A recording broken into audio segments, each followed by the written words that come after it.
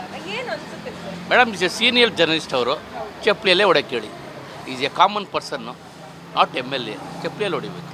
ಮೀಡಿಯಾದವ್ರಿಗೆ ಈ ತರ ರೆಸ್ಪಾನ್ಸ್ ಬಂದ್ರೆ ಸರ್, ಒಬ್ಬ ಕಾಮನ್ ಮ್ಯಾನ್ ಇದನ್ನ ಪ್ರಶ್ನೆ ಮಾಡಿದ್ರೆ ಯಾವ ರೀತಿಯ ಉತ್ತರ ಕೊಡ್ಬೋದು ಇಂತಹ ರಾಜಕಾರಣಿಗಳು? Unfit for MLA.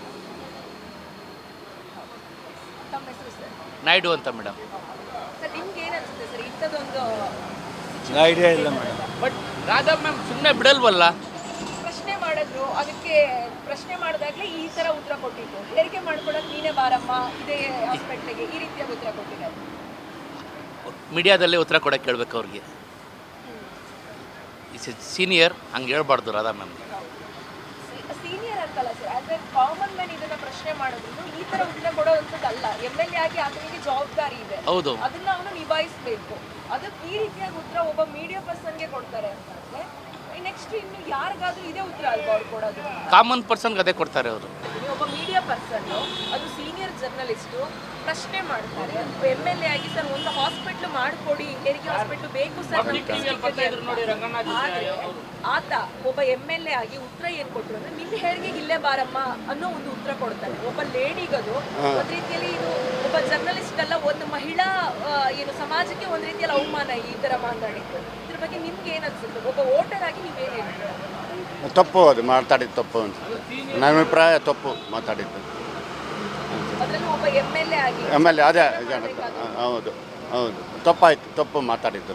ಏನ್ ಮಾಡ್ಬೋದು ಸರ್ ಇಂತಹ ರಾಜಕಾರಣಿಗಳಿಗೆ? ಏನ್ ಹೇಳ್ತೀರಾ ನೀವು ಇದ್ರ ಬಗ್ಗೆ? ಇಂಥದ್ದೇ ಸಾಕಷ್ಟು ಜನ ರಾಜಕಾರಣಿಗಳಿದ್ದಾರೆ, ಜನರ ಬಗ್ಗೆ ಉಡಾಫೆ ತೋರಿಸುವಂಥದ್ದು, ಜನರ ಸೇವೆಗೆ ಅಂತ ಇಲ್ದೇನೆ ಅವರ ಬರೀ ಒಂದು ಅಧಿಕಾರಕ್ಕೋಸ್ಕರ ಇರೋರು ತುಂಬಾ ಜನ ಇದ್ದಾರೆ. ಇಂಥದನ್ನ ಗಮನಿಸಿದಾಗ ಇಂಥ ವ್ಯಕ್ತಿಗಳಿಗೆ ಏನ್ ಹೇಳಬೇಕು ಅನ್ಸುತ್ತೆ? ನೇರವಾಗಿ ಅವ್ರಿಗೆ ಹೇಳಬೇಕು ಒಬ್ಬ ವೋಟರ್ ಆಗಿ ಅಂತಂದ್ರೆ ಏನ್ ಹೇಳ್ತೀರಾ?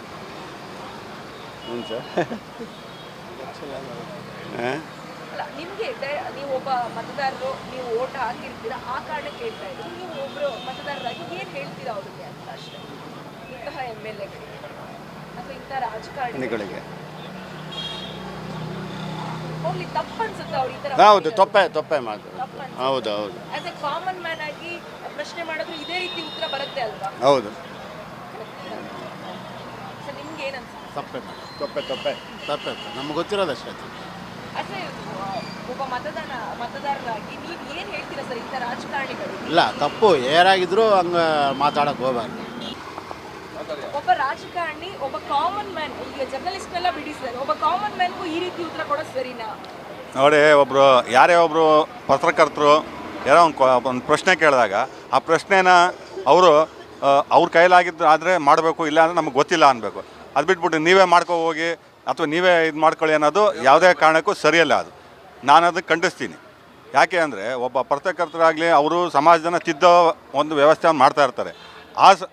ಆ ವಿಚಾರವಾಗಿ ಅದನ್ನು ಬಿಟ್ಬಿಟ್ಟು ಇವರು ನೀವೇ ಮಾಡ್ಕೊಳ್ಳಿ, ನಮಗೂ ಇದಕ್ಕೆ ಸಂಬಂಧ ಇಲ್ಲ ಅನ್ನೋದು ಭಾಳ ತಪ್ಪು. ಇದು ನಾನು ತುಂಬ ಇದ್ರ ಬಗ್ಗೆ ಅದನ್ನು ಖಂಡಿಸ್ತೀನಿ ಖಂಡಿತವಾಗ್ಲು.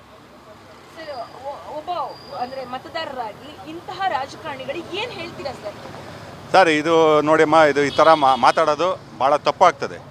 ಯಾರೇ ಆಗಲಿ, ಒಬ್ಬ ರಾಜಕಾರಣಿ ಆಗಲಿ, ಸಾಮಾನ್ಯ ಪ್ರಜೆ ಆಗಲಿ, ಒಬ್ಬ ಜವಾಬ್ದಾರಿಯುತ ಮನುಷ್ಯ ವ್ಯಕ್ತಿ ಆದವನು ಯಾವ ರೀತಿ ಮಾತಾಡಬೇಕು, ಯಾವ ಥರ ನಡ್ಕೊಬೇಕು ಅನ್ನೋದನ್ನು ಅವ್ರು ಕಲ್ತ್ಕೊಂಡು ಮುಂದೆ ಜವಾಬ್ದಾರಿಯಾಗಿ ಅದನ್ನು ಮಾದರಿ ಆಗಬೇಕು, ಜನಕ್ಕೆ ಪ್ರಜೆಗಳಿಗೆ ಮಾದರಿ ಆಗಬೇಕು. ಅದು ಬಿಟ್ಟು ಇವರು ನನ್ನದೇ ಒಂದು ದರ್ಪ ರೀತಿಯಾಗಿ ಮಾತಾಡೋದು ಭಾಳ ತಪ್ಪದು.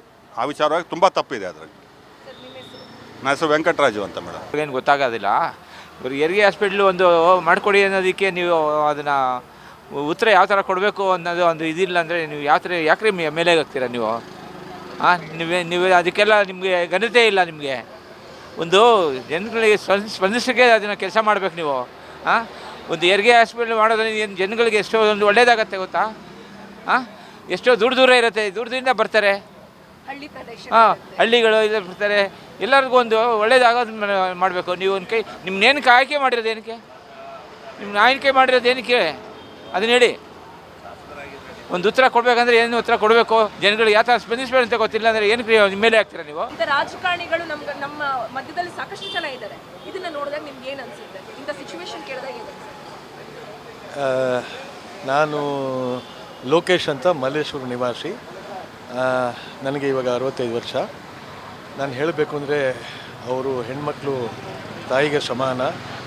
ನಿಜವಲ್ಲೂ ಅವ್ರಿಗೆ ಒಂಥರ ಗೌರವ ಕೊಡಬೇಕು. ಅದು ಹಾಗೆ ಮಾಡೋದು ಮಾತಾಡೋದು ಸರಿಯಲ್ಲ. ಅವರು ಅವ್ರಿಗೆ ಒಂದು ಸ್ಥಾನಮಾನ ಇದೆ ಸಮಾಜದಲ್ಲಿ. ನಿಜವಲ್ಲೂ ಅವ್ರಿಗೆ ನಮ್ಗೆ ಭಾಳ ಗೌರವ ಇದೆ ಆ್ಯಕ್ಚುಲಾಗಿ.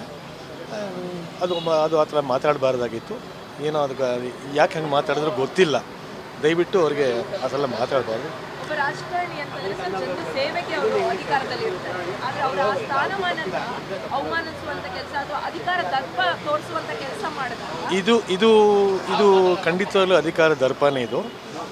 ಇದು ಈ ಥರ ಎಲ್ಲ ಮಾಡಬಾರ್ದಾಗಿ. ಇದು ಅಧಿಕಾರ ದರ್ಪನೇ. ಒಬ್ಬರಿಗೆ ಅವಮಾನ ಅಲ್ಲ, ಇದು ಹೆಣ್ಣು ಕುಲಕ್ಕೆ ಅವಮಾನ. ಇಂಥದ್ದನ್ನ ಗಮನಿಸಿದಾಗ ಒಬ್ಬ ಮತದಾರ ಆಗಿ, ಒಬ್ಬ ಪಬ್ಲಿಕ್ ಆಗಿ ನಿಮ್ಗೆ ಏನು ಅನ್ಸುತ್ತೆ ಸರ್? ಇಲ್ಲ, ಅದು ಆ ರೀತಿ ಮಾತಾಡ್ಬೋದು. ಜನಪ್ರತಿನಿಧಿಯಾಗಿ ಜನರಿಗೆ ಅನುಕೂಲ ಆಗೋಂಥ ವಾತಾವರಣ ಅವರು ಕಲ್ಪಿಸ್ಕೊಡ್ಬೇಕೆ ಹೊರತು ಇದು ಉಡಾಫೆ ಮತಗಳು ಮಾಡಬಾರ್ದು. ಇದು ತುಂಬ ತಪ್ಪು ಅಂತ ನಮ್ಮೊಂದು ಅಭಿಪ್ರಾಯ ಅನಿಸ್ತದೆ. ಅಂದರೆ ಸರ್, ಒಬ್ಬ ಜರ್ನಲಿಸ್ಟ್ಗೆ, ಪತ್ರಕರ್ತರಿಗೆ ಈ ರೀತಿ ಆದರೆ ಒಬ್ಬ ಕಾಮನ್ ಮ್ಯಾನ್ ಏನಾದರೂ ಇವ್ರ ಹತ್ರ ಬೇಡಿಕೆ ಇಟ್ಟರೆ ಇವ್ರು ಯಾವ ರೀತಿಯಾಗಿ ಉತ್ತರ ಕೊಡ್ಬೋದು ಅನಿಸುತ್ತೆ ಸರ್ ನಿಮಗೆ ಇದನ್ನ ಅಬ್ಸರ್ವ್ ಮಾಡಿದಾಗ?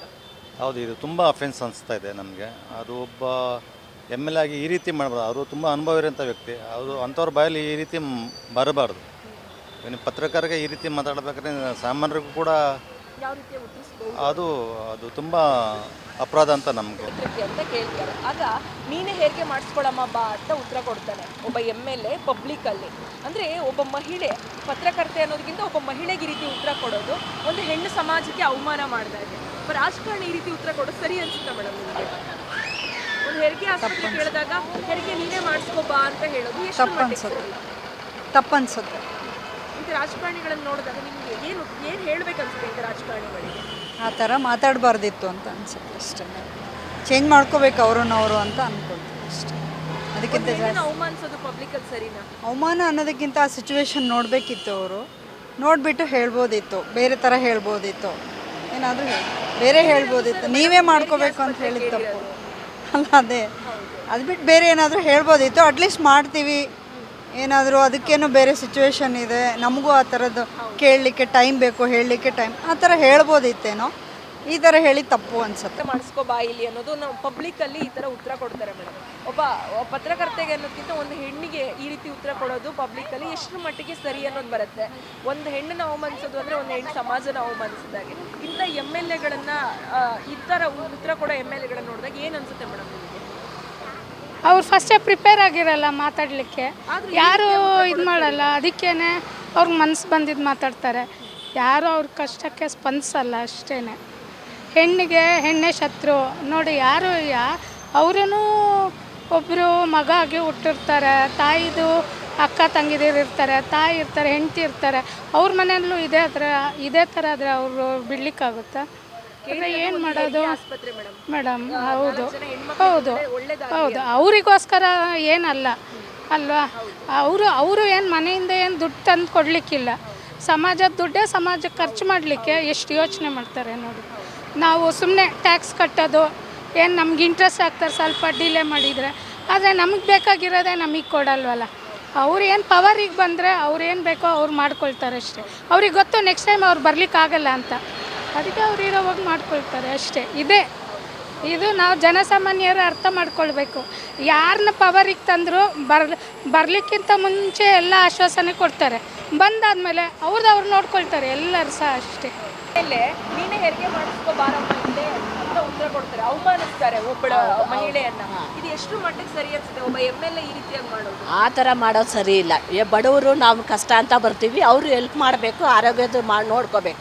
ಆ ಥರ ಹೇಳಿದ್ರೆ ಅವರೆಲ್ಲ ಏನು ಮಿನಿಸ್ಟ್ರುಗಳು ಅಲ್ವಾ?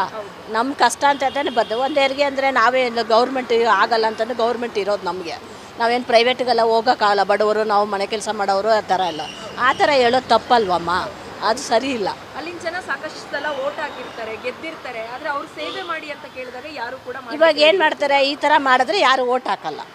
ಏನಕ್ಕೆ ಓಟ್ ಹಾಕೋದು? ನಾವು ಓಟ್ ಹಾಕೋದು ಅವ್ರು ಒಳ್ಳೇದು ಮಾಡೋಕ್ಕೆ ತಾನೇ ನಮಗೆ. ಅವ್ರು ಹಾಕಲ್ಲ ಅಂದರೆ ನಾವೇನು ಮಾಡೋಕ್ಕಾಗಲ್ವಲ್ಲ ಅಲ್ವಾ?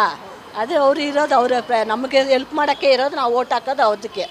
ಏನಕ್ಕೆ ಓಟ್ ಹಾಕೋದು? ಬೇಡ ಈ ವರ್ತನೆ ನೋಡಿದ್ರೆ ಏನು ಅನ್ಸುತ್ತೆ ಮೇಡಮ್? ಅವರಿಗೆ ಅವ್ರ ಅಧಿಕಾರದಲ್ಲಿ ಇರೋದಕ್ಕೆ ಯೋಗ್ಯರ ಅನ್ಸುತ್ತೆ? ಈ ಥರ ಇದ್ದರೆ ಇಲ್ಲ, ನ್ಯಾಯ ಇಲ್ಲ, ಅನ್ಯಾಯ. ಅದು ಒಳ್ಳೆಯವ್ರು ಮಾಡಬೇಕು, ಬಡವರಿಗೆ ಒಳ್ಳೆಯವ್ರು ಮಾಡಬೇಕು. ಗ್ಯಾರಂಟಿ ನ್ಯೂಸ್, ಸುದ್ದಿ ಖಚಿತ, ನ್ಯಾಯ ನಿಶ್ಚಿತ.